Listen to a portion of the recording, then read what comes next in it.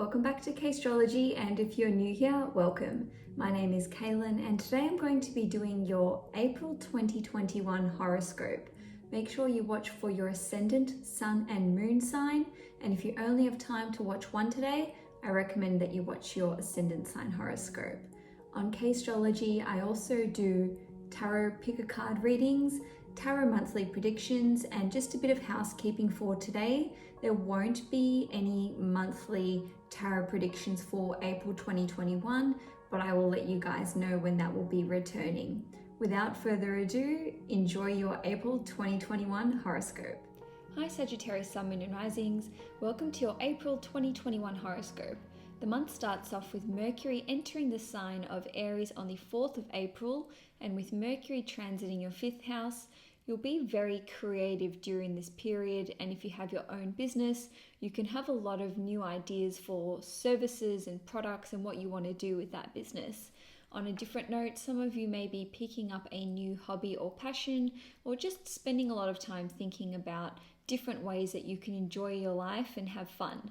Now, on the 10th of April, Mars in Gemini in your 7th house will square Neptune in Pisces in your 4th house. This particular transit can cause a little bit of discord between you and your partner. So if you are in a relationship, this can be a time where you and your partner are on different pages when it comes to where you want to live, because the 7th house rules your partnerships and the 4th house rules your home life. You don't have to be in a relationship for this to play out. You could just be in a business partnership and you're having disagreements about where you want to set up your business, or even if you are living with a roommate and you're looking at moving, there can just be a lot of tension and confusion surrounding the subject. For some of you, you may be having arguments with your partner about your parents, unfortunately. And another way that this can play out is that if you are in a relationship, your partner may just need more emotional support and compassion from you at this time, which can be very draining for you emotionally. Now, it doesn't just have to be a romantic partner. You might be needing to provide support to a business partner or a close one-on-one friend. Now, on the 12th of April, there will be a new moon in Aries in your 5th house, and it will be sextiling Mars in Gemini in your 7th house. New moons always indicate a new beginning in some capacity, and with this particular one, there's a lot of exciting ways that this can play out. So this is really about planting the seeds for this new beginning to take off. And when I say planting the seeds, this is over the course of about 4 weeks after the date of the new moon. So for some of you, you could be starting your own business. And this is super exciting, obviously. And the good thing is you're actually going to have help and support.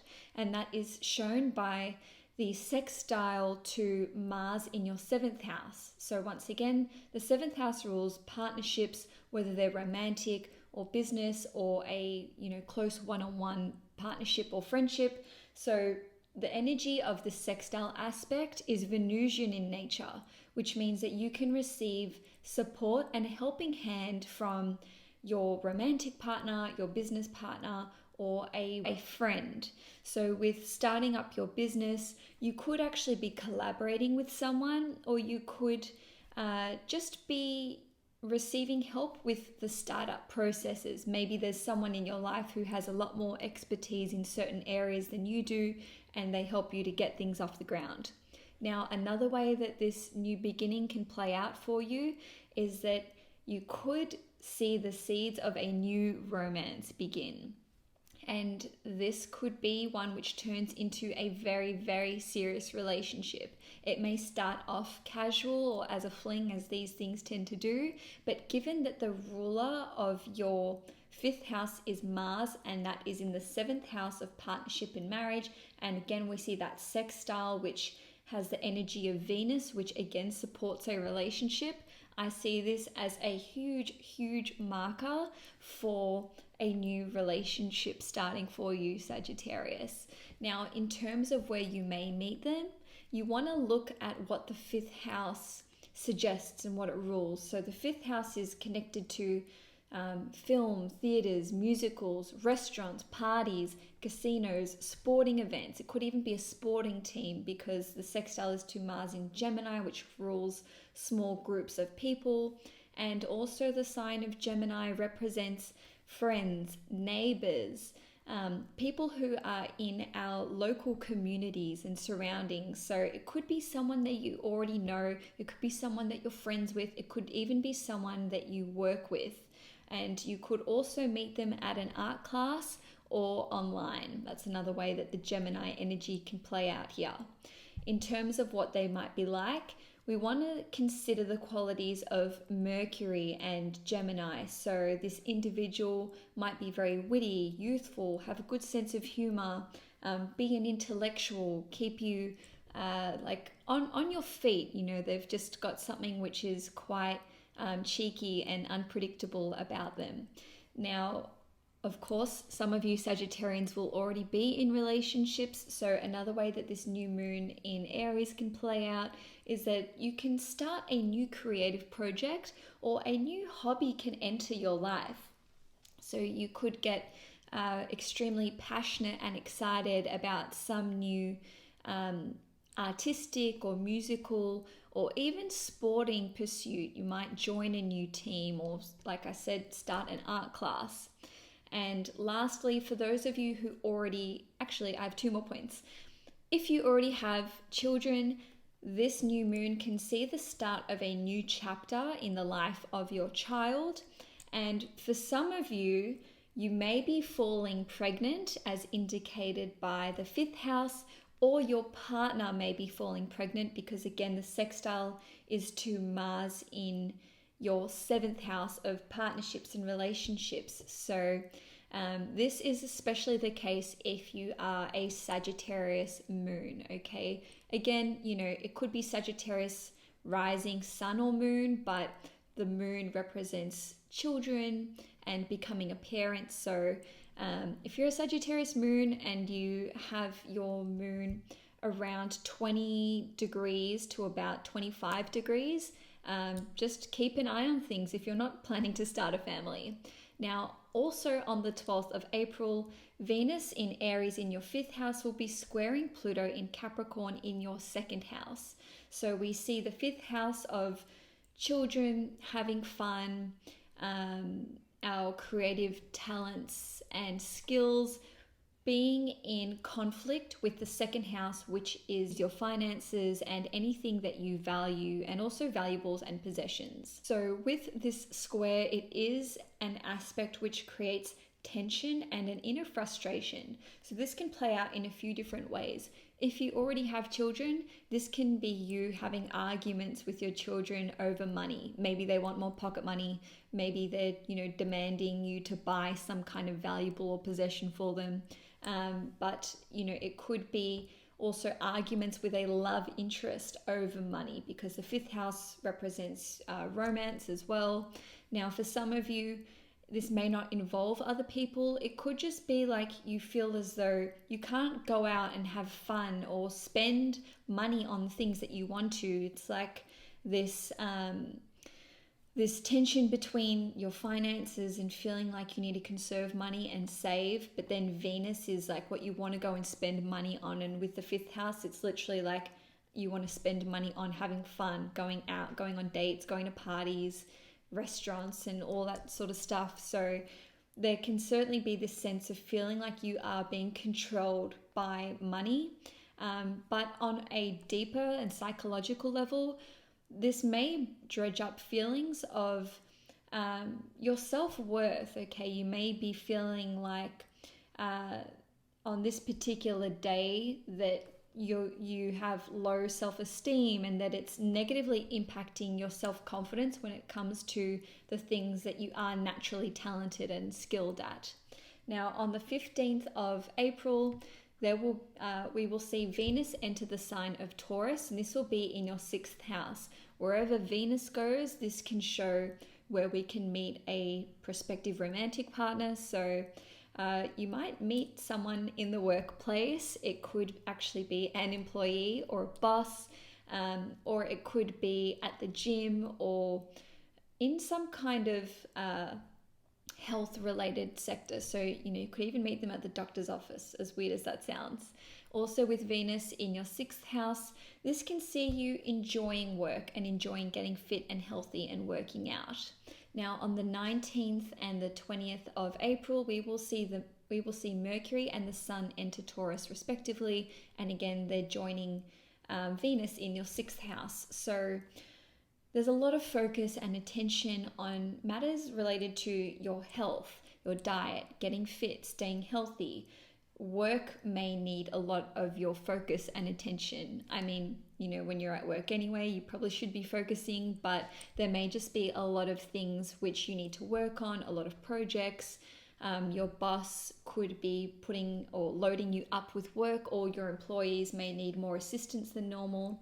On a different level, you can be very successful in the workplace at this time because the Sun and Mercury are lending their intellectual capabilities, and also your creative intelligence can shine during this time. And with Venus in your 6th house, you're seen as more attractive, more diplomatic. So it is a good time for work, albeit a busy time. Now on the 23rd of April, Mars will enter the sign of Cancer, and this will be in your 8th house. Now Mars will actually spend about 7 weeks in your 8th house, and that's until the 11th of June. And with Mars here, you'll be putting a lot of attention and personal efforts towards transformation. And obviously that's a huge umbrella term, but when I say transformation, it can literally be psychological, spiritual, emotional, and you could be undergoing this transformation by pursuing anything in the occult or spiritual realms. So it could be astrology readings, tarot readings, numerology, studying your own astrological chart. You don't need to be engaging the services of someone in the industry to study these areas. The 8th house is connected to deep research. So with Mars here, this is about you understanding yourself at a much, much deeper level. And you could actually be seeing a psychologist during this time and working through some kind of childhood trauma or issues, or even issues related to sex and intimacy. Now, on a more physical level, this can also show a physical transformation, and by that I mean undergoing surgery. And I just want to say that this is a general reading, Sagittarius, so take everything that I'm saying with a grain of salt. It's not all going to apply to you. It really depends on your own personal chart. Nonetheless, also with Mars in your 8th house, there can be a lot of focus on your mutual resources. So with you and your partner, whether that's a romantic partner or a business partner, or even if you don't have a partner, this could just be a very busy time with you and your clients, and you're sort of like organizing your funds and finances and the money that you earn from your client services. Now, one last thing with this, there can be a focus on inheritance, and that could be like you've been told that you are going to receive an inheritance, but there may be some issues with the paperwork and actually, receiving those funds. And lastly, topics related to child support and alimony may crop up for you during this time. Also on the 23rd of April, Venus will be conjunct Uranus in Taurus, and this will be in your 6th house. So with this, again, we're talking about romance for you during April, and I feel like in March, I also pointed out a few things for Sagittarius. So nonetheless, this can be a day, and literally a day, because this is a one-day transit with Venus conjunct Uranus in the 6th house. Romance with an employee or a boss or a colleague or even a client can just take off and sparks can fly. So there may be some kind of romantic proposition there, whether it's coming from you or it's coming from them, or if it's just like, a moment in the elevator. Okay, I'm getting really specific with this. On a different level, just be careful with money on this day. So just be careful with what you're investing in, and if you're moving money around for your work or for your company, okay? Because Uranus rules unexpected events, swift change, and sudden upheaval. Venus rules not just romance, but also money and wealth. So it might just be like you have to quickly make a big purchase when it comes to work, or it could even be like equipment for your home gym or whatever. The next day, on the 24th of April, we will actually see Mercury being conjunct Uranus in Taurus. And again, this is in your 6th house. So something unexpected could crop up with work. It could be with a client or a business deal. With this particular transit, it can bring a sudden opportunity that you need to act on very quickly. Given that it's in the sign of Taurus, this is about investing. And just going back a day to Venus in Taurus, I'm not saying don't spend money. It might just be like you have to make a snap decision and a judgment call and, really follow your gut instincts on that one.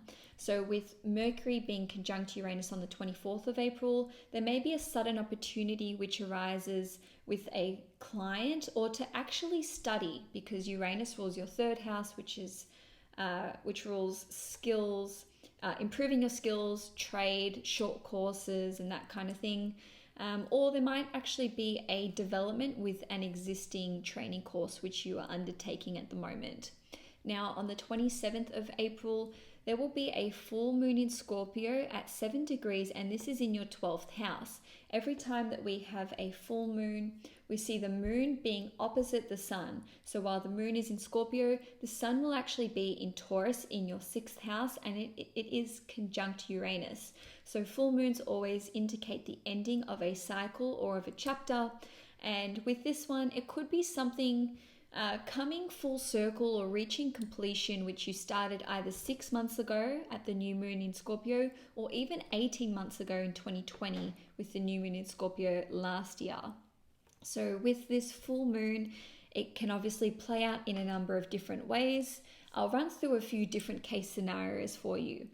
You may achieve some kind of creative milestone, and this could be connected to music, as represented by the 12th house, or even something connected to art or photography, filmography, painting. Again, we're on the Taurus-Scorpio axes. Taurus is ruled by Venus, so this is a very creative sign. And the 12th house is also linked to our creativity. So again, you may finish a creative project, and it can also be ready for release out into the public, as shown by Uranus's involvement here. So it could be ready for release online or to be circulated on social media. On a different level, you may have actually built a house abroad and finally it's complete. Or if you are, if you are staying abroad or living abroad in another country, this chapter could come to a close. And once again, given the involvement of Uranus here, it could be quite unexpected. Maybe it's a little bit premature, or you didn't want things to wrap up in the way that they do. This could actually be due to some kind of health issue cropping up, or a work-related matter. Again, this is a general reading, so I don't want to freak anyone out. There's always different ways that transits can manifest for you with your individual chart. And lastly, with this particular transit, if you have been in any kind of isolated institution, whether that is prison, rehab, even living on like a private island, anywhere where you've spent a lot of time in private solitude, this can draw to a close. And lastly, maybe an abrupt end to some kind of psychological trauma or fear.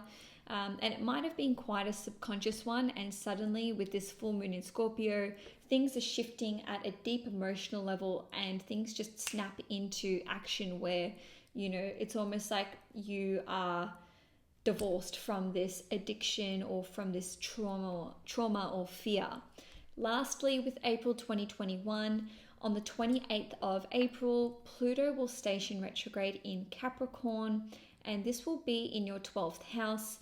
Now, Pluto goes retrograde every year for about 5 months, so it's not really a big deal, but it is worth noting because on the day that Pluto stations retrograde, I have noticed and certainly via personal experience that you can just feel psychologically off. You may feel, you may have disturbed sleep on this day. And even though with the full moon in Scorpio, I was talking about like purging these psychological traumas or issues, I kind of see this being like a 24 or even 48-hour thing where there may just be like one last dark moment before the chapter is fully complete, but it's at a psychological level. I'm definitely not saying that anything's going to happen there. Anyway, Sagittarius, that's all I have for you for April 2021. If you enjoyed this horoscope, please give it a thumbs up. If you'd like to see more content from me, please subscribe to CAISTROLOGY. I also offer private one-on-one astrology readings and tarot readings, so you can book those via CAISTROLOGY.com, but I'll leave a link in the description box below. Enjoy April 2021, and I will see you guys next month.